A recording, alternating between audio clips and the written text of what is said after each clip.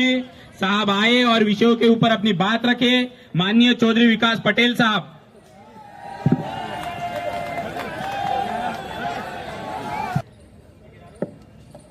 भारतीय विद्यार्थी मोर्चा के द्वारा शिक्षा विरोधी नीति, बेरोजगारी एवं निजीकरण के विरोध में आज जंतर मंतर नई दिल्ली में अन्याय और अत्याचार के खिलाफ जो प्रदर्शन किया जा रहा है, इसमें आप लोग देश के कोने कोने से आए हुए हैं। तो देश के कोने कोने से आए सभी साथियों का हम हार्दिक स्वागत और अभिनंदन करते हैं। आज इस आंदोलन का नेतृत्व कर रहे आदरणीय वामन मेश्राम साहब भी हम लोगों के बीच में उपस्थित हो चुके हैं।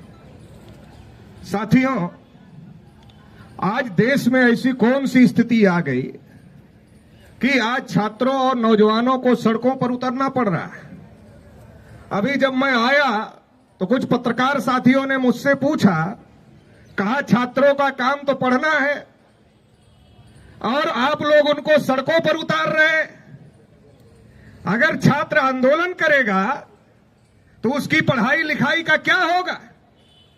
तो हमने कहा पढ़ाई लिखाई पर ही संकट आ गया है, इसलिए तो छात्रों को सड़कों पर उतरना पड़ रहा है।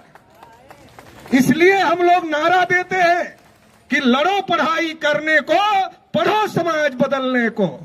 क्योंकि आज हमारे सामने चुनौती है कि आज हमारा पढ़ाई संकट में है, आज लिखाई संकट में है, और अगर पढ़ाई लिखाई के लिए हम लोग नहीं लड़ेंगे तो हमारी पढ़ाई लिखाई छीनने की तैयारी चल रही है। और हम पढ़ना लिखना इसलिए चाहते हैं, केवल नौकरी के लिए नहीं पढ़ना चाहते, बल्कि इस देश को, इस समाज को बदलने के लिए पढ़ना चाहते हैं। तो पढ़ने के लिए भी लड़ना है और पढ़ने के बाद इस समाज और देश को बदलने के लिए भी लड़ाई करना है। इसके लिए विद्यार्थी युवा तैयारी कर रहे हैं। साथियों, अभी देश के जो हालात है, आप सभी लोगों को पता है कि इस देश में एक ऐसी व्यवस्था बनाई गई थी जिस व्यवस्था में इस देश के बहुसंख्यक लोगों को पढ़ने के अधिकार से, लिखने के अधिकार से, धन संपत्ति रखने के अधिकार से, बोलने सुनने के अधिकार से, कुर्सी पर बैठने के अधिकार से और तमाम प्रकार के अधिकारों से वंचित करने का काम इस देश की मनुवादी और ब्राह्मणवादी ताकतों के द्वारा किया गया था। लेकिन इस देश में फूले साहू अंबेडकर ने जो लड़ाई लड़ी, उस लड़ाई की वजह से भारतीय संविधान आया और भारतीय संविधान ने हम सभी को पढ़ने का अधिकार दिया। बाबा साहब अंबेडकर ने कहा शिक्षित करो, संगठित करो, संघर्ष करो। हमारे लोगों ने पढ़ा क्योंकि पढ़ने का अवसर मिला। हजारों साल से जिनको पढ़ने से रोका गया था, उन लोगों को पढ़ने का अवसर मिला और लोगों ने पढ़ा। और जब लोगों ने पढ़ा तो इनके पेट में दर्द होने लगा। इनके पेट में दर्द क्यों होने लगा? इन्होंने देखा कि जिनको हजारों साल से रोक कर रखा था, जिनके बच्चों को ये कहते थे अरे तुम तो आरक्षण से आए हुए हो, तुम तो बैसाखी से आए हो, आज वो हर क्षेत्र में हमको मुंह तोड़ जवाब देने का काम कर रहे हैं। अभी यूपीएससी का जो रिजल्ट आया, यूपीएससी के रिजल्ट में हमारे बच्चों की जो मेरिट थी लिखित में, वो इनसे ज्यादा थी, लेकिन प्रैक्टिकल में कम नंबर देकर, वाइवा में कम नंबर देकर, इंटरव्यू में कम नंबर देकर उनको पीछे करने का काम किया गया। तो आप लोगों ने एकलव्य की कहानी सुनी होगी। एकलव्य जब गुरु द्रोणाचार्य के पास जाते हैं, गुरु द्रोणाचार्य को पूछते हैं कि गुरुजी हमें धनुर्विद्या सीखना है, तो गुरु द्रोणाचार्य कहते हैं कि तुम्हारा कुल क्या है, तुम्हारा गोत्र क्या है? और जैसे एकलव्य अपना कुल गोत्र बताते हैं, द्रोणाचार्य कहते हैं तुम्हारे लिए धनुर्विद्या नहीं है। और जब एकलव्य स्वतः अभ्यास करते हैं, स्वतः प्रयास करते हैं और दुनिया के सबसे बड़े धनुर्धर बन जाते हैं, तो द्रोणाचार्य उनके पास जाते हैं और कहते हैं गुरु माना तो गुरु दक्षिणा नहीं दिया, और एकलव्य को अंगूठा कटवा लेते हैं। मुझे नहीं पता कि द्रोणाचार्य शाकाहारी थे कि मांसाहारी थे, लेकिन अंगूठे से अगर वो मांसाहारी भी होते, अगर वो मांसाहारी भी होते तो अंगूठे में इतना मांस नहीं होता है कि उससे उनका पेट भर जाता। इसका मतलब खाने और चबाने के लिए, भूख शांत करने के लिए अंगूठा नहीं काटा गया। फिर ये अंगूठा क्यों काटा गया? अंगूठा इसलिए काटा गया कि इस देश में मूल निवासी बहुजन समाज में एक एकलव्य पैदा हुआ है। ये हजारों लाखों एकलव्य पैदा करेगा, और ये हजारों लाखों एकलव्य अगर पैदा हो जाएंगे तो ये इस देश में हमारी गुलामी को बर्दाश्त नहीं करेंगे और गुलामी की बेड़ियों को तोड़ देंगे। आज जब देश में चाहे विधायिका हो, चाहे कार्यपालिका हो, चाहे न्यायपालिका हो, चाहे मीडिया हो, जब हर क्षेत्र में इन लोगों ने 3.5% के लोगों ने कब्जा किया हुआ है, लेकिन हमारे छात्र नौजवान पढ़ाई में हर जगह टक्कर देने का काम कर रहे हैं, इनकी चूल्हे अंदर से हिल गई।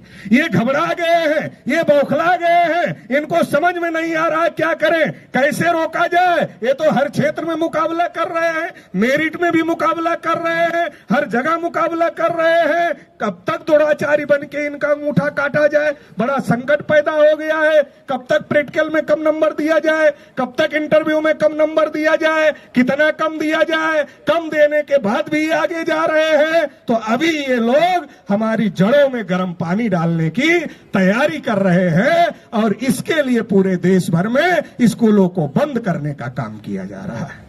सरकारी स्कूलों में कौन लोग पढ़ते हैं? सरकारी स्कूलों में किसके बच्चे पढ़ते हैं? सरकारी स्कूलों में हमारे मूल निवासी बहुजन समाज के बच्चे पढ़ते हैं, और इसलिए सरकारी स्कूलों को बंद किया जा रहा है। और शिक्षा के निजीकरण को, शिक्षा के बाजारीकरण को बढ़ावा दिया जा रहा है, शिक्षा को व्यवसाय बनाया जा रहा है। सरकारी स्कूल कम होते जा रहे हैं, प्राइवेट स्कूल बढ़ते जा रहे हैं, प्राइवेट कॉलेज बढ़ते जा रहे हैं, प्राइवेट यूनिवर्सिटियां बढ़ती जा रही है, डिग्रियां बांटी जा रही है। रोजगार का कहीं अता पता नहीं है। नौजवान डिग्री लेता है, डिग्री लेकर घूमता है, फिर प्रदर्शन करता है, फिर यही सरकार चलाने वाले लोग उनके ऊपर लाठी चलाने का काम करते हैं। अभी यहां भी कुछ पुलिस वाले अनाउंस कर रहे थे, कह रहे थे कि यहां से निकल जाओ, अच्छा नहीं होगा। अरे अच्छा तो तुम्हारे लिए नहीं होगा। हवा को कोई रोक नहीं सकता, पानी को कोई रोक नहीं सकता, और नौजवानों के बेग को कोई दुनिया की ताकत नहीं रोक पाई है। ये जो सरकार है ये भी रोक नहीं सकती है। ये नौजवान अगर खड़ा होगा इस देश में, तो इस देश में परिवर्तन को कोई रोक नहीं सकता।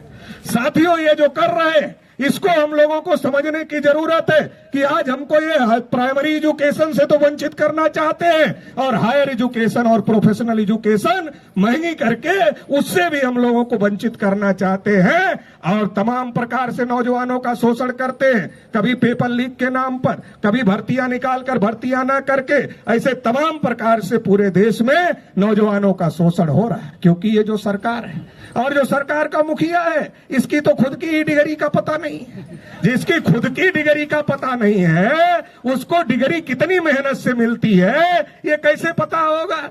उसको खुद डिग्री, और उसके कुछ दोस्त हैं पूंजीपति, वो पूंजीपतियों की स्कीम पर काम कर रहा है, उसकी कोई स्कीम नहीं है, क्योंकि उसको तो पता ही नहीं डिग्री की क्या कीमत है। वो पूंजीपतियों की स्कीम पर काम कर रहा है। इन्होंने तय किया है कि इस देश में सब कुछ अडानी को देना है, अंबानी को देना है। इस देश में कुछ सरकारी नहीं रहने देना है। पढ़ो लिखो, डिग्री लो, और जब नौकरी नहीं मिलेगी अपने आप ही नौजवान हतोत्साहित हो जाएगा।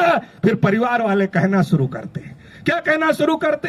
अरे वो भी ग्रेजुएट किया है, वो भी पोस्ट ग्रेजुएट किया है, वो भी पीएचडी किया है, अरे वो भी तो ये किया है, अरे उसको नौकरी नहीं मिली, तुमको भी नहीं मिलेगी। अरे कोई धंधा कर लो, पान की गिमटी खोल लो, ऑटो रिक्शा चला लो, डिलीवरी बॉय बन जाओ। आप पूछो, आप लोग पिज्जा मंगाते होगे अपने घरों में, पिज्जा मंगाते होगे, ऑटो पर जाते होगे, आप ओला बुक करते होगे, रैपिडो की बाइक बुक करते होगे। उनसे पूछो कितना पढ़े हो, बताएगा ग्रेजुएट हो, बताएगा पोस्ट ग्रेजुएट हो, बताएगा ग्रेजुएट। आज ग्रेजुएट पोस्ट ग्रेजुएट के हालात ये हो गए हैं कि उनको रैपिडो बाइक चलाना पड़ रहा है, उनको ओला बाइक चलाना पड़ रहा है, उनको ओला ऑटो चलाना पड़ रहा है, उनको पिज्जा डिलीवरी बॉय बनना पड़ रहा है। क्या हालात इस देश के नौजवानों की कर दी गई है। सब कुछ पूंजीपतियों के हाथ में देने की तैयारी है।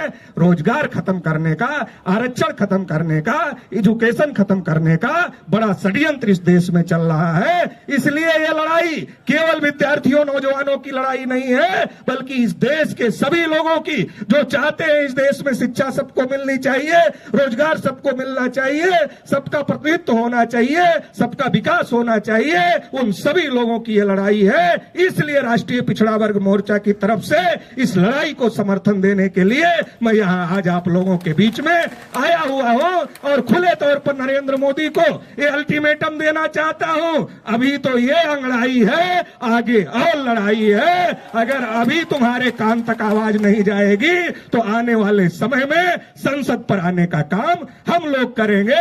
तो इसलिए ये मत समझो कि अभी खत्म हो जाएगा मामला, ये लड़ाई आगे बढ़ाई जाएगी और इसके लिए हम लोग आने वाले समय में और ज्यादा मजबूती के साथ में इस लड़ाई को आगे बढ़ाने के लिए काम करेंगे। इस मौके पर इतना ही कहते हुए आप सभी लोगों ने मुझे सुना, इसके लिए आभार, धन्यवाद।